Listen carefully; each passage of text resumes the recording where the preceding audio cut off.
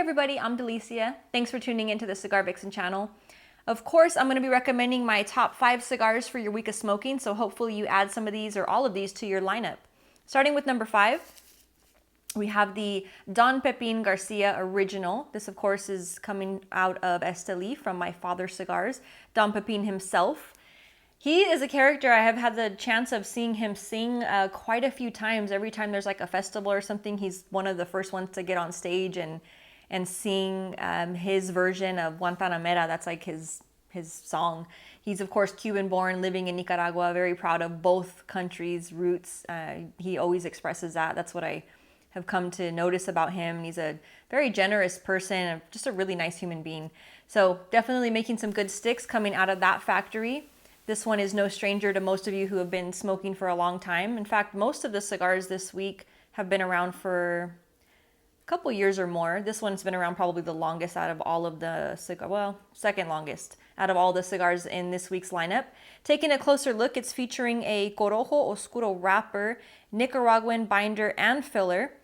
And with this one, you're going to get some different notes. You get the dried fruit, kind of like the raisin, a little bit of the molasses. You get some pepper for sure. You get a nice amount of black pepper. In fact, this one is, I'm trying to remember if it was this one. This is one of the Don Pepins that's known for that little punch of pepper in there. But you also get the little bits of the dark chocolate, more of like a cacao bean type of feel to it. Really nice amount of flavor combinations in this one. Definitely not for a beginner smoker. This would be your entry level, like kind of, not entry level, I'm sorry. Your somewhat moderate smoker, probably not, again, for a brand new smoker. It might be a little bit too strong. It's not super strong, but just, again, not for like a brand new smoker. I've been trying to point that out lately because I do get a lot of requests and a lot of comments from new smokers that are watching the reviews. So that might not be one you want to try as a newbie, but you would definitely want to get that in eventually, maybe after you've had a little bit of a meal. In fact, all of the cigars this week, you definitely want to have a solid meal beforehand, especially if you're newer to smoking.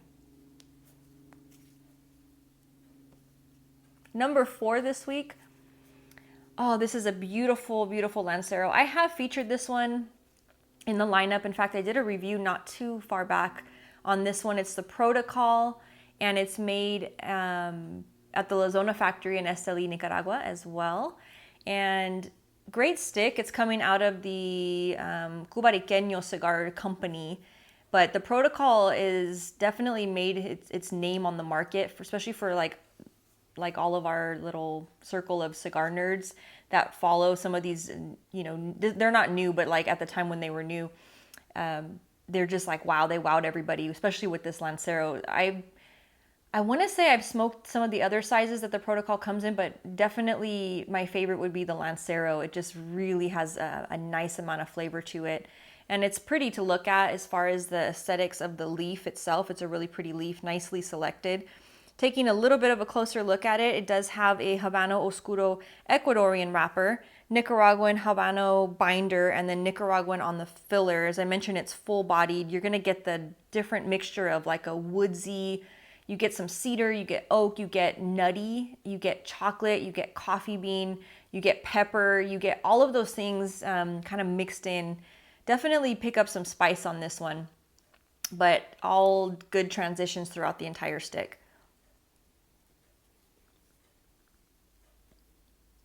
Which brings me to number 3.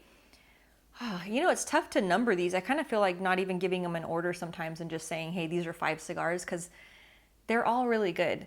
So number 3 is going to go out to Mombacho. This one's also been in the lineup before. This is the Liga Maestro, by far my favorite Mombacho stick that they make. Really tasty, using exceptional tobacco, very well aged and well sought after leaves in this particular blend. Really, really nice. And this one, I want to say it was completely blended by Claudio. I'm almost positive.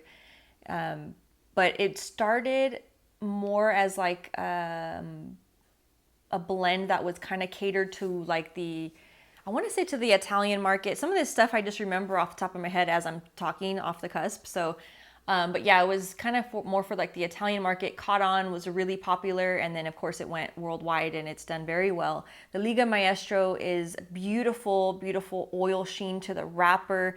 You're looking at a Nicaraguan puro, but the wrapper is actually from Jalapa, so you get that nice sweetness.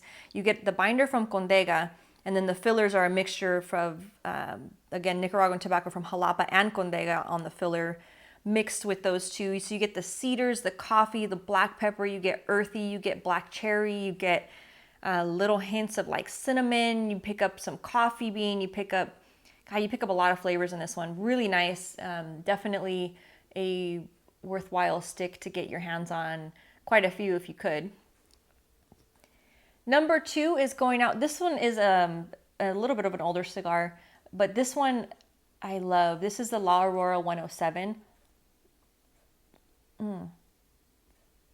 And I love this one, but I really, really love the Maduro, and I'm all out of the Maduros, which reminds me I need to go pick up a few more. But even this one here, the 107, this is just a good stick. It's like one of those staple cigars, an easy go-to. People always ask me what are my go-tos. I have too many go-tos to really sit there and always remember them offhand, but this would be one of them I would include in there. La Aurora 107, of course, coming out of the Dominican Republic's oldest factory, La Aurora.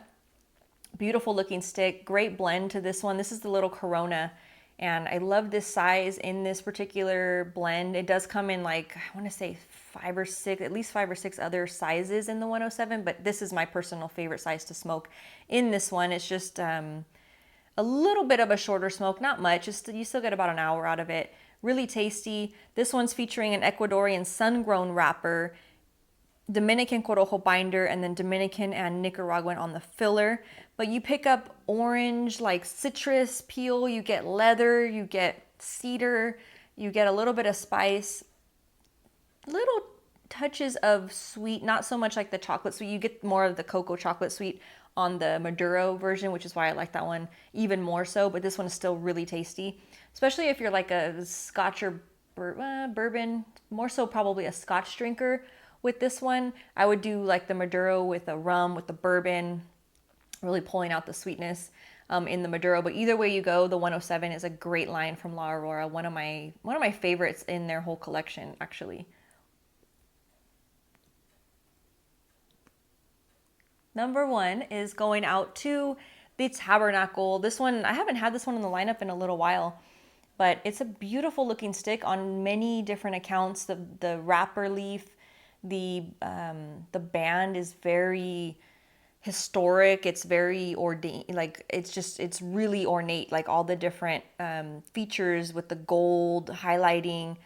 There's a whole backstory. I invite you to go check out the website for Foundation Cigars and read up about the name and the background. I actually mentioned it. I did a review on this a while back, so you could check it out that way, or you could go onto the website directly and read about the name behind this stick. And Nick Malillo has done a great job. He's the founder of Foundation Cigars and the blender, and of course he used to work for Drew Estate, for those of you who aren't familiar with him. But he's also a good friend in the industry, somebody that I look up to a lot. I always used to pick his brain to find out more information about things I didn't know when I was learning about cigars and about tobacco, and he always took the time to sit down and talk to me about it. So he's somebody that I would recommend if there's an event nearby. If you see Nick Malillo, going to be at a lounge near you, go check out the event, because his cigars are great, and he's like a super cool person, like absolutely one of the coolest people to sit down and talk with.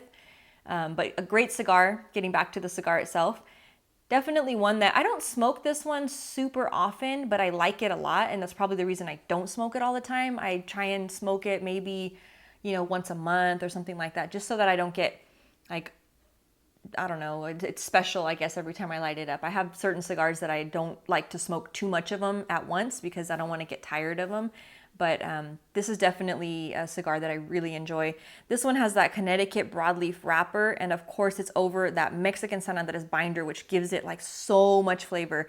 And then inside it has the Honduran and Nicaraguan filler. But this one gives you mocha, you get black coffee, like the roasted black coffee bean, you get a nice aged cedar. You definitely pick up that earthiness and that sweet combination because it's using both of those really flavorful leaves, that Connecticut broadleaf and the Mexican San Andres, two of my favorite for Maduros. Just absolutely, great flavor. If you're a Maduro person, this is definitely one that should be on the top of your list. It's really, really flavorful. It's made very well. It smokes beautifully every time. Just a big fan. So anyways, hope you enjoyed this week's lineup. And as always, I love to hear from you. In fact, I think this week, let's see, which ones do I have on here? I'm going to actually give away this week's top 5. So go ahead and check out my Instagram, and I will put on there like whatever comment, whatever question. I'll be selecting one person to send, not this one, but I'll put a new one in there for you of these top 5 for this week, so you could try them out. So again, thanks so much for tuning in, and I can't wait to see you next week. Cheers.